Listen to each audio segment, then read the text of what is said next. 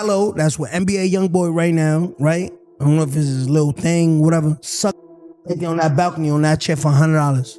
Jesus Christ. I told her I got 100 for you, that's all I got. Yeah, he got a deal. yeah, he got a deal. Rapper right now is NBA YoungBoy. They own all his music, Atlantic. If I'm lying, I'm flying. And he's right here. Now he's told me to tell me to tell you he love you. He say he really fuck with you, yo. Yeah. But yeah, man. Hey, most niggas be scared to come up to us. For what? Yeah, I just walked up to him by myself. Oh shit. He said it. I got it right here. You wanna see it? Yo, what's good, fam? Today we're stepping straight into one of hip-hop's most twisted, layered, and straight-up shocking beefs. The long-running saga between 6ix9ine and NBA YoungBoy. This ain't just another rap disagreement. This is the type of situation that flips the whole culture upside down and has everybody arguing in the comments. We're talking snitching allegations, crazy money offers, legal smoke, street tension, and label power plays that had the whole industry whispering. These two didn't just beef, their relationship went from genuine respect to full-blown hostility. And the switch-up was so wild, it still has people debating what really happened behind the scenes. So strap in tight, fam, because this story goes deep and every chapter gets messier than the last. Let me walk you through how this all kicked off.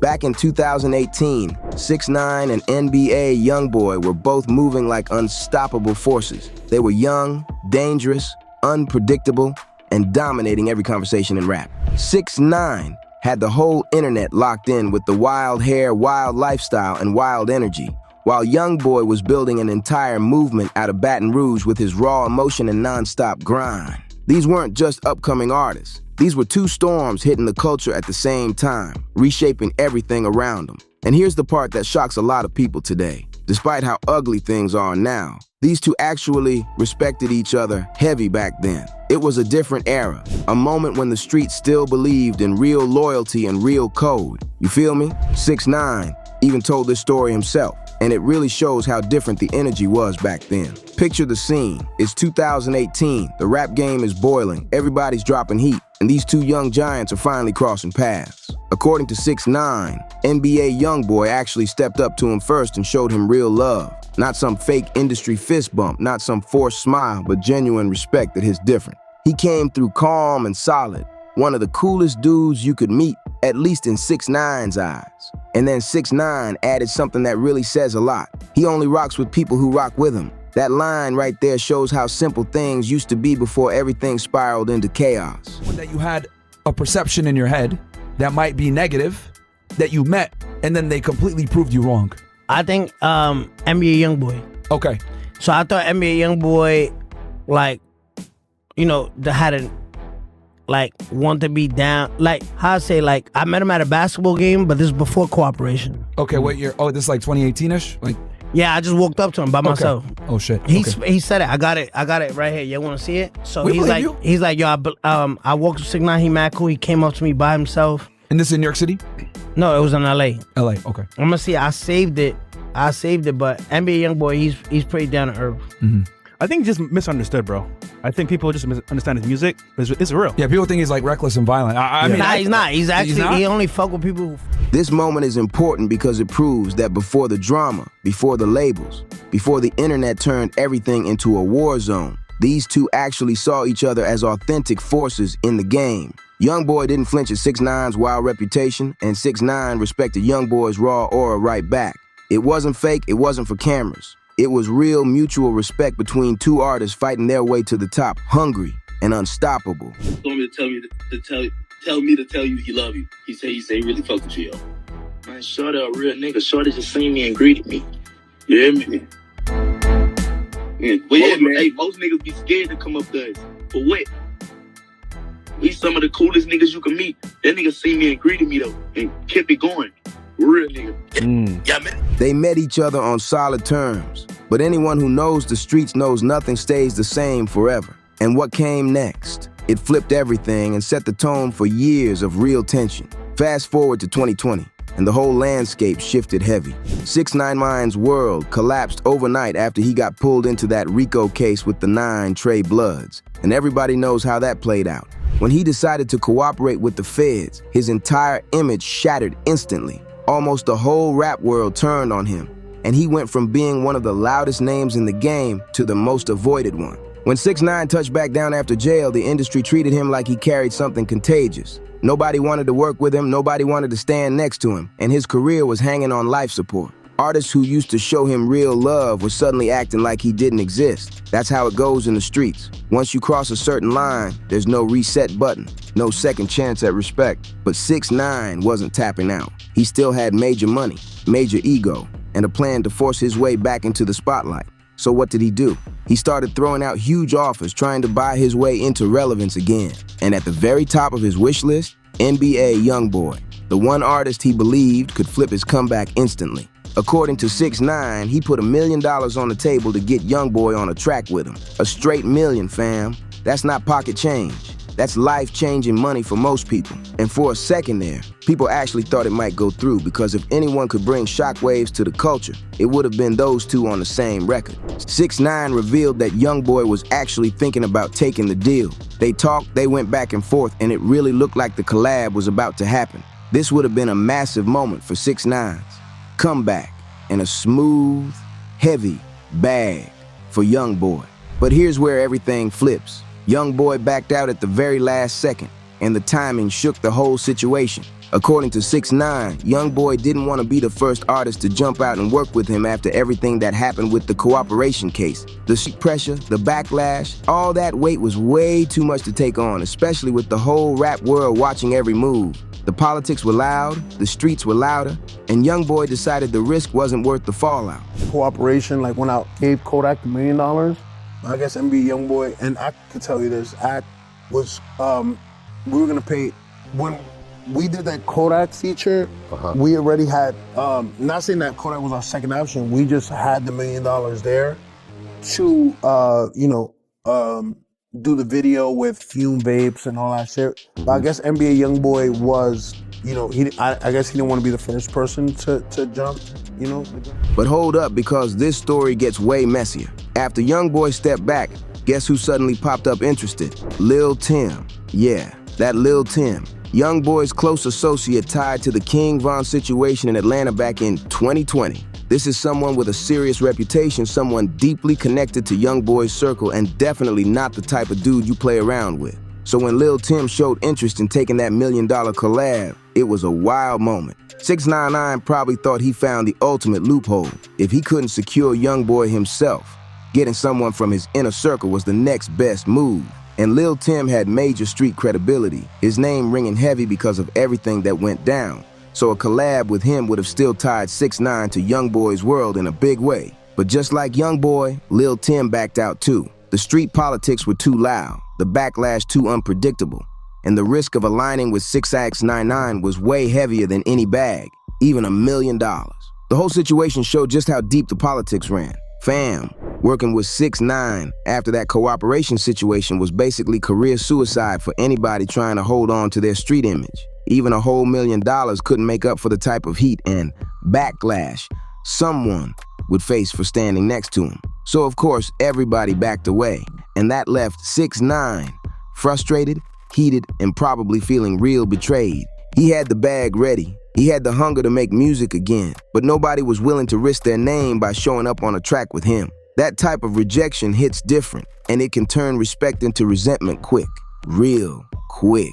Fast forward to recently, and 6ix9ine finally snapped. During an appearance on Adin Ross's stream, he completely ditched the filter and decided to air out what he claimed was the truth about NBA YoungBoy's label situation. And this is where the story turns super spicy, because 6ix9ine didn't throw light jabs. He went straight for the throat. He claimed YoungBoy was getting played heavy by Atlantic Records, that the label owned everything, and that even though YoungBoy was one of the biggest rappers alive, he wasn't calling the shots behind the scenes.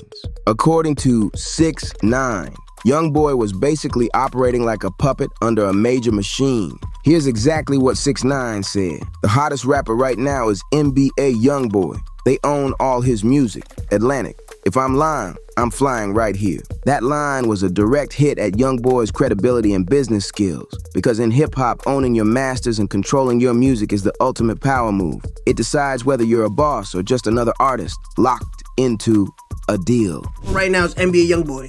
they own all his music. Atlantic. If I'm lying, I'm flying. And he's right here. Cap. So for 6ix9ine to claim publicly that YoungBoy didn't own his work, that was basically calling him a fraud in front of millions. But 6ix9ine wasn't done, not even close. He started breaking down how the label system works, how artists get trapped inside long-term contracts, how the advances dry up, and how some artists end up forced to sell their catalogs just to get quick cash. He painted the picture like YoungBoy wasn't winning the way people thought. Like the empire the world sees wasn't really controlled by him at all. It was a wild moment, messy, bold, and disrespectful, and it added a whole new layer to the tension already brewing between the two. He was basically dropping a full masterclass on how the music industry chews artists up and spits them out. And he used YoungBoy as the prime example. And the timing made everything even louder because YoungBoy had already been open about his issues with Atlantic Records. And rumors about his contract had been swirling for years. So 6ix9ine wasn't just talking reckless. He was aiming straight for the soft spot, the place he knew would sting the most. And if you know anything about NBA YoungBoy, you know he does not let disrespect slide. So when 6ix9ine tried to play him by talking about music ownership, YoungBoy wasn't about to let that go unanswered. He clapped back the only way he truly communicates with the world, through his music. YoungBoy dropped a track where he addressed 6ix9ine's claims head on with the line that had the whole internet buzzing. He said, "Slur redacted for safety, but preserve the structure as required." This was YoungBoy basically saying 6ix9ine had zero clue what he was talking about. He made it crystal clear. He owns his music, he gets his full percentages, and none of 6ix9ine's claims were rooted in truth. It wasn't just a correction, it was a statement about respect, credibility, and standing on his business. YoungBoy built his empire brick by brick, so he wasn't about to let anybody, especially 6ix9ine, try to tear it down with lies. And according to industry insiders, YoungBoy even tapped in with people in the media to make sure the real story got out. He wanted everyone to understand that whatever issues he had back in the day with Atlantic, those aren't the deals he's in now. His current situation gives him ownership, leverage, and control, exactly what 6ix9ine tried to say he didn't have. This whole situation is way bigger than music ownership or a collab that never happened. This beef is really about two completely different mindsets on how to survive in the rap game. 6ix9ine represents the chaotic path, doing whatever it takes to stay in the spotlight, even if that means working with law enforcement and using controversy as a marketing strategy. Everything he's done since getting out has been built on shock value, loud moments, and keeping his name buzzing no matter what. YoungBoy, though, he stands on the old school street code. Keep it solid. Don't mix with police and let the music tell your story. Even with all the legal trouble he's faced, he never crossed the same line 6ix9ine crossed. And that's why their tension hits so deep. It's not just two artists arguing. It's two worlds colliding. Two philosophies going head to head about what it means to be real in today's rap landscape. The $1 Million Offer exposed the difference even more. For 6ix9ine, it showed how far he was willing to go to buy back relevance and approval. He was trying to fast-track a comeback with cash because he didn't have credibility anymore. For YoungBoy, it proved that no amount of money was worth risking his name or principles. $1 million couldn't make him compromise how he moves. That says everything. And now we get to the elephant in the room, the label situation 6ix9ine tried to expose. Yeah, his delivery was messy, dramatic, and clearly fueled by personal beef. But some of the points he made about the industry weren't completely off. The truth is, most artists early in their careers do sign contracts that heavily favor the labels. That's been happening for decades. Major labels, including Atlantic, are known for deals where they control the music, the masters, and the money. But here's where 6ix9ine twisted things. YoungBoy's situation is way more layered than he tried to make it sound. YoungBoy has been in the game long enough to renegotiate deals, shift control, and secure ownership that new artists don't usually get. He's been public about fighting for better terms, and insiders say his newer deals look nothing like the contracts he signed when he first came into the industry. So yeah, the industry is shady, the business is rough, and labels do hold power. But acting like YoungBoy is some puppet with no control, that was 6ix9ine exaggerating for drama, trying to take a shot that would hurt the most. While YoungBoy might have had some rough contracts early on, his newer deals hit way different. As his fame rose and his influence got louder, so did his power at the negotiating table. And the real secret behind his position? His insane work ethic. This man drops music like nobody else. Hundreds of songs, non-stop projects, and a fan base that rides for him through every storm. That kind of consistency gives him leverage most artists wish they had. When you're dropping as much heat as YoungBoy and it's all charting, labels can't treat you like a pawn. They gotta treat you like the engine, bringing in the cash. You become someone they need to keep happy, not someone they can control. So there it is, fam. The full breakdown of this wild saga between 6ix9ine and NBA YoungBoy. From showing mutual love in 2018, to $1 million offers getting rejected, to public shots being fired in 2024. This story has everything: street politics, industry games, accusations, reputation battles, and two of the most controversial figures in rap clashing in a way only they can. And what makes it even crazier is that it taps into something bigger than just beef. It raises questions about authenticity, loyalty, business, and what being a real rapper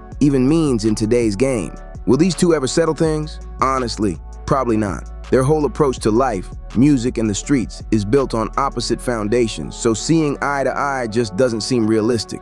But that's exactly what makes this story so addictive for fans. Every new chapter reveals something unexpected. Now listen, fam, before you bounce, we need you locked in with the movement. Turn those notifications on right now and subscribe to Rap Uncovered so you never miss the heat we drop. The streets never sleep, and neither do we. And trust me, we're just getting warmed up. We got way more stories to expose, way more drama to break down.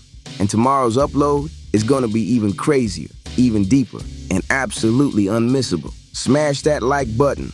Share this with all your homeboys and drop your thoughts in the comments because we want to hear what you think about this wild situation. And we'll catch you in the next one, right here at Rap Uncovered, where the truth of the streets lives.